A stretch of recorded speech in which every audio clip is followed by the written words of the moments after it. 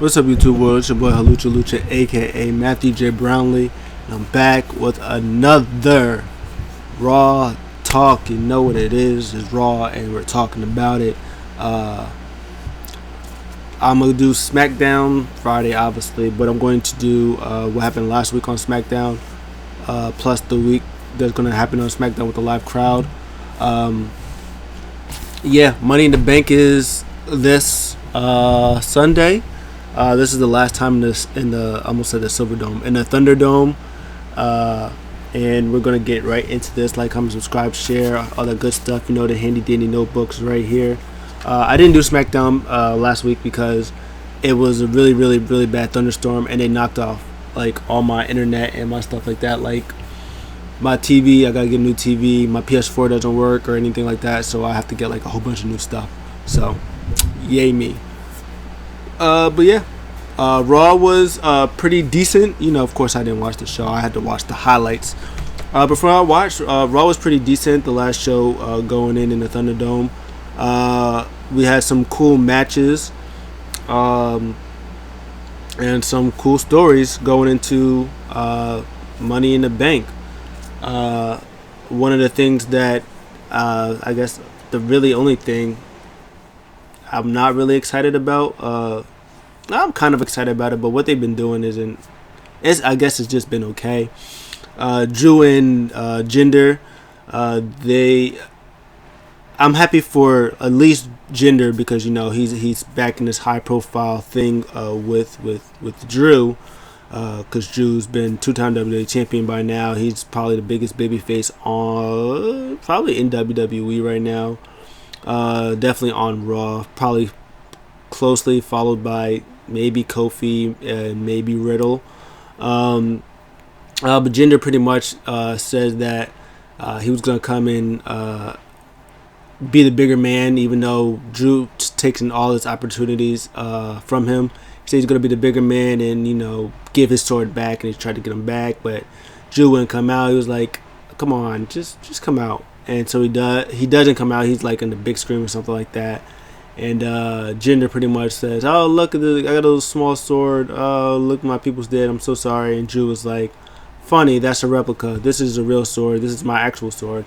And then he destroys Jinder's motorcycle. And that was pretty much that segment. I'm assuming that Drew's not going to win Money in the Bank because Jinder's going to cost him Money in the Bank. That's going to probably go into SummerSlam, depending on if Drew wins. It'll probably be the end of that, but if Jinder wins, they'll probably continue more. But I think Lashley or whoever's going to be WWE champion by Money in the Bank in SummerSlam, I think they're going to have, like, in my mind, hopefully, they're going to have like a good amount of challengers for the champion on the Raw side. And it won't be Drew for now, and that's good stuff. Next up, Sheamus and Humberto. This match wasn't really a match. Sheamus attacks Humberto before the match starts. They come back to break while Sheamus is out there.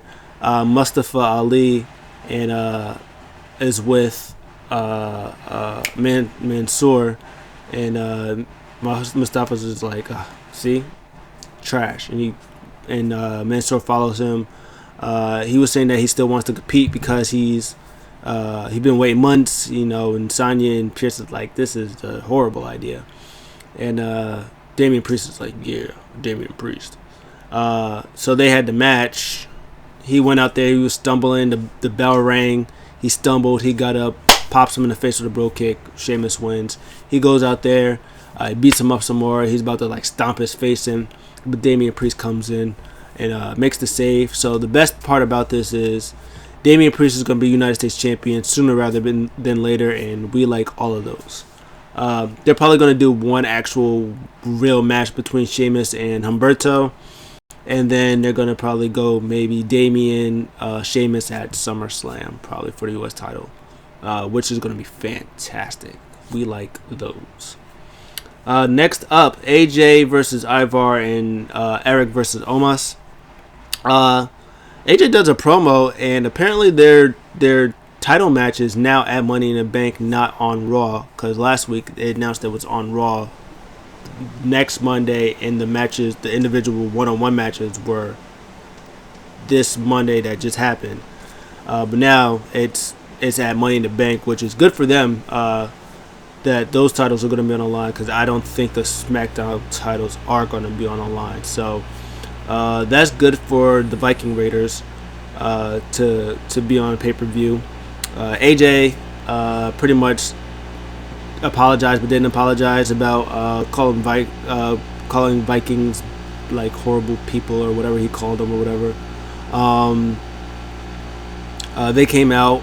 Ivar and AJ had a nice little back and forth for about, I think it was at least 5-6 minutes, but the little stuff that they had, it was smooth as silk. Ivar is great because like he's bigger than Eric, but like Ivar's the one that moves like AJ, which is hilarious. AJ did his thing where he rolled on Ivar's back, and then Ivar did a thing when he rolled on AJ Styles' back. AJ Styles was like, "You just see what your man just did? He just did that thing." He was jumping and flying all over the place.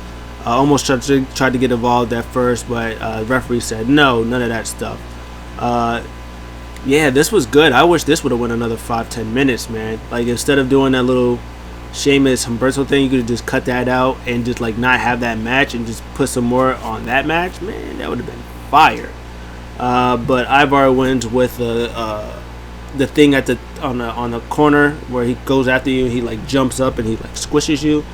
He won with that move, which good on him. You know, he's a big guy. AJ Styles is a small guy, so yeah.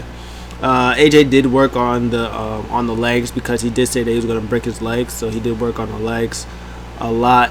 Yeah, this was fun. That was a fun match. Eric and Omos, that match was probably even shorter than the AJ Ivar match, and this match was just showing how big Omos is and how strong he is, and just throwing Eric out, just toss him all over the places. Yeet him that way, yeet him that way.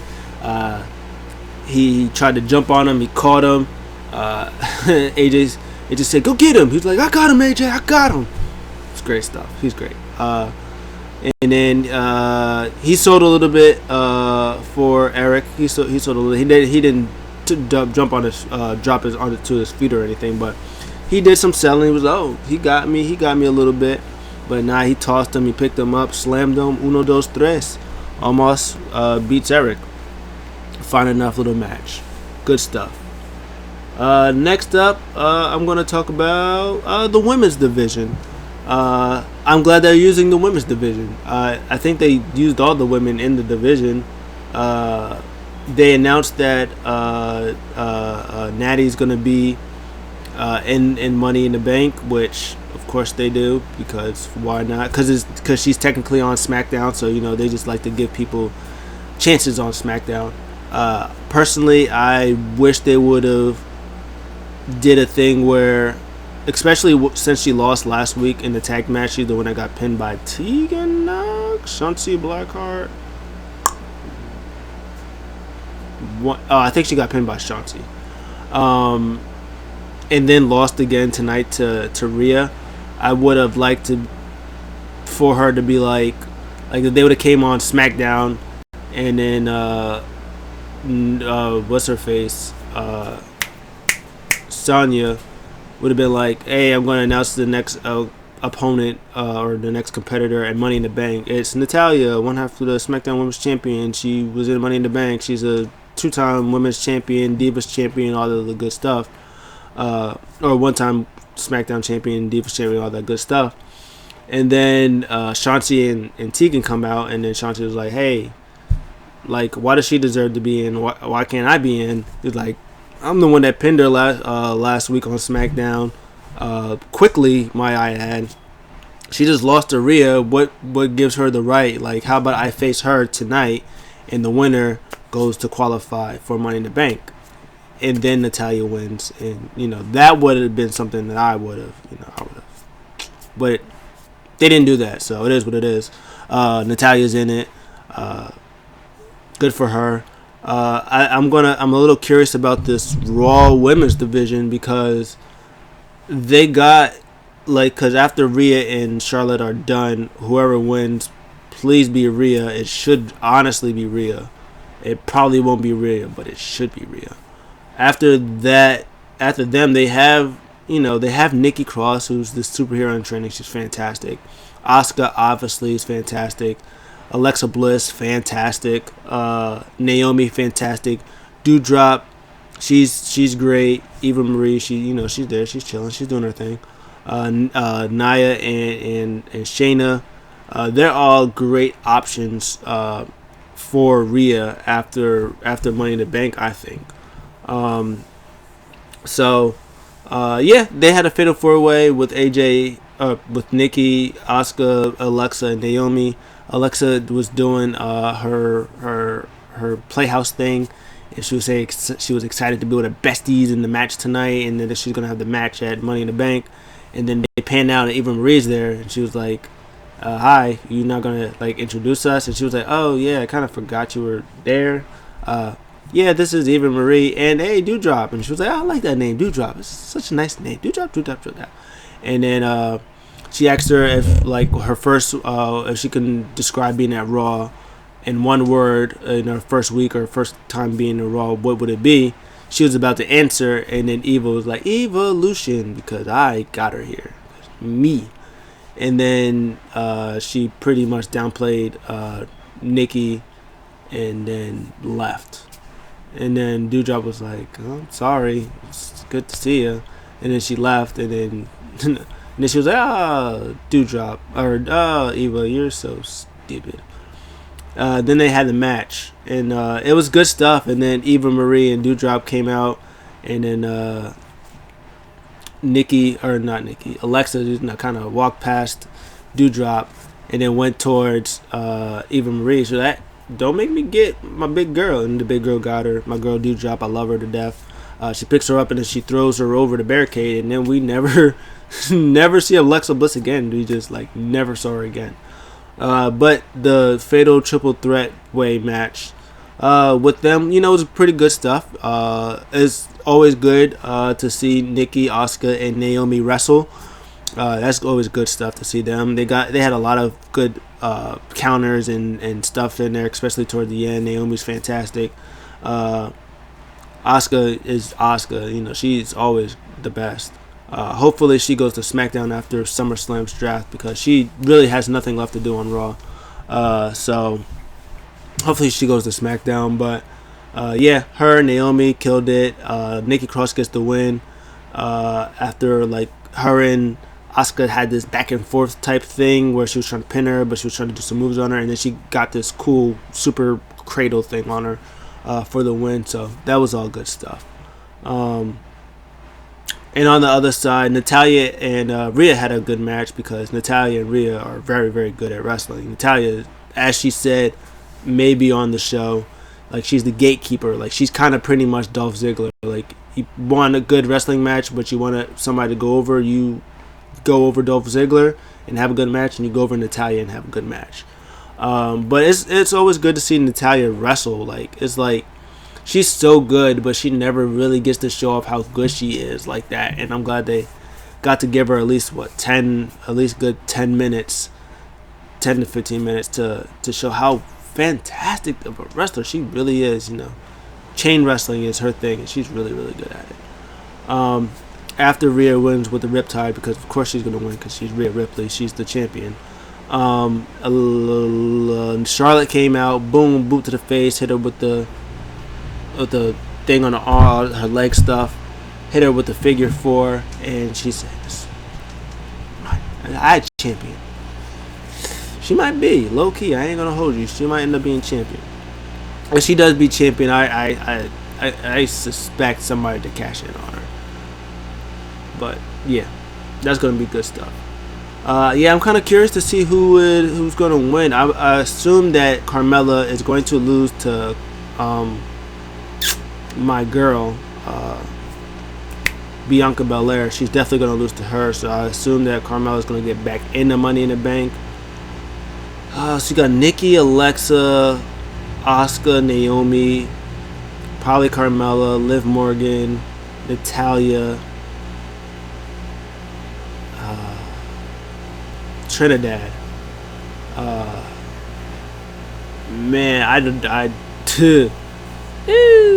don't know who's gonna win that. I would say Nikki Cross or maybe Liv Morgan. Maybe Asuka might win it again. She looks like she's like the biggest. Maybe Naomi. I don't know who's gonna win it, but it'll be interesting to see if they do win. If whoever wins, if they cash in on that night, it'll be interesting to see. Next up, Ricochet versus John Morrison, Falls Count Anywhere. This was great. Ricochet just flies all over the place like he's not human. He just flies all over the place. He doing 450s on barricades, using the Miz as a ramp, as a thing for momentum to do a splash on John Morrison. He jumped on top of the top turnbuckle and hit a gainer or a Spanish fly type of backwards flip thing. That was greatness. John Morrison, of course, is great at doing his little parkour stuff that he adds into. He did like a little parkour flip thing on Ricochet. Some nice submissions on him. Uses Miz as a distraction. Whether it was he went to cover him, he used his foot to go on him to get leverage. Yeah, this was a lot of fun. He went backstage. He used the chair to hit a shining wizard. I said a shiny wizard. Wow. But it wasn't the shiniest wizard, so that's why he didn't get the whole 3. Yeah, this was a lot of fun. Flying all over the place. This match ends when Matt Riddle comes down because him and Ricochet had a backstage thing, and then they were talking about Money in the Bank, and then Riddle was talking about something else. He did the same thing with Nikki Cross. He was talking about nonsense, and then Nikki Cross was like, okay, bye. But then Morrison and Miz came out, and they sprayed him with the drip stick, and I think Morrison ran over his toe with Miz's wheelchair thing. So he came out with the scooter. It literally was like plopped him backwards, like he was sitting like this, and he just kind of like had him this way. So like his back was towards the thing and he couldn't get up. It was hilarious. It was hilarious to see because Matt Riddle went down. He went to lay down. He was acting out like what the Miz was doing.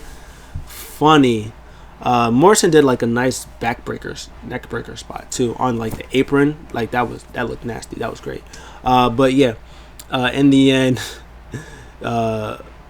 Ricochet went on top of the turnbuckle, and he did a splash on Morrison as Matt Riddle is spraying the dripstick all over the Miz, and he gets the big win. That was fun. That was a lot of fun. That was a really good match, and that's just like a little bit of what Ricochet is going to be able to do. He's going to be jumping off the ladders. He's going to probably jump off the LED boards.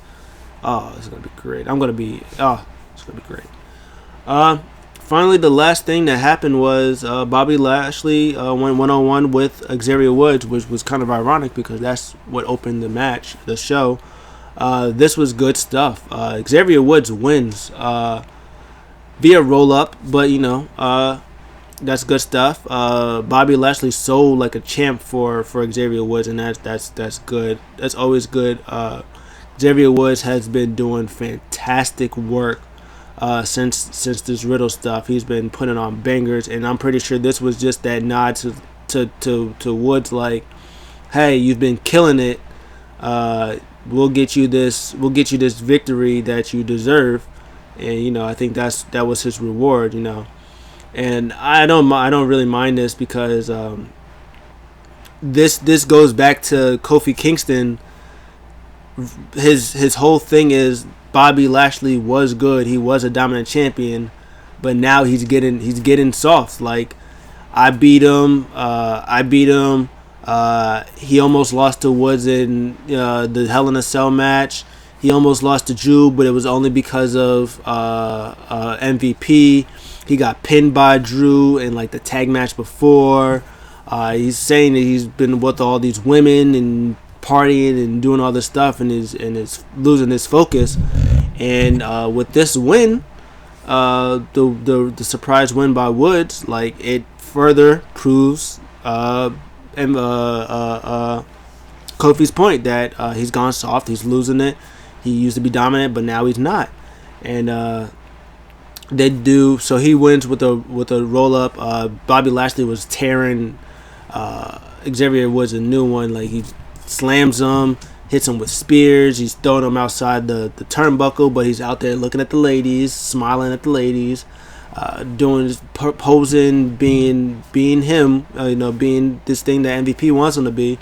And then he brings him in the ring. He's about to hit him with the hurt lock. Boom, gets caught with the roll up. He loses.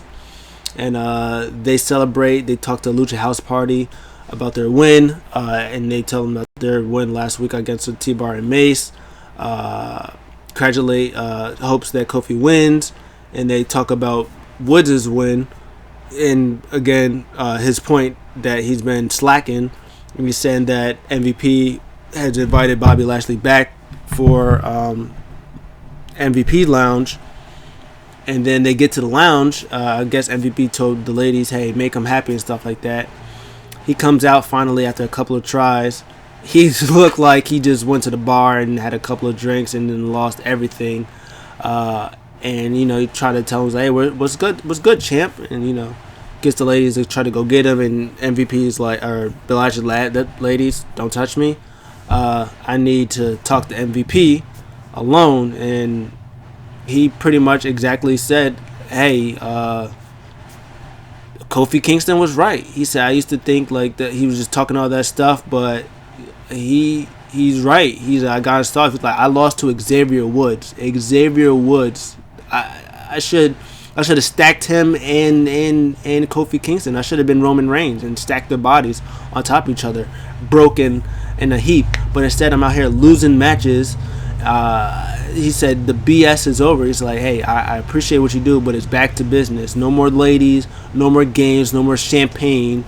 Back to business, hurt business, taking out everybody's, taking names, and being WWE champion. It was good. It was a good segment for him because he was just being sincere, and he started tossing everything, and the MVP was like, hey, relax. And MVP's Bobby Lashley, don't touch me. He was like, hey, whoa, relax. He's throwing couches and throwing everything, and he pretty much said to Kofi Kingston, hey, you woke me up, bro. I'm gonna take you out. He said something about taking you to clown college or taking you with the clowns.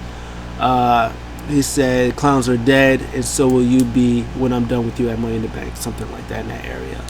And that was the show. That was a good way to end. And I'm honestly curious about this match too, because let's say Bobby does win. Does he face Brock Lesnar at Money in the Bank? Or are they going to do a thing where Big E wins? He takes advantage and he becomes WWE champion.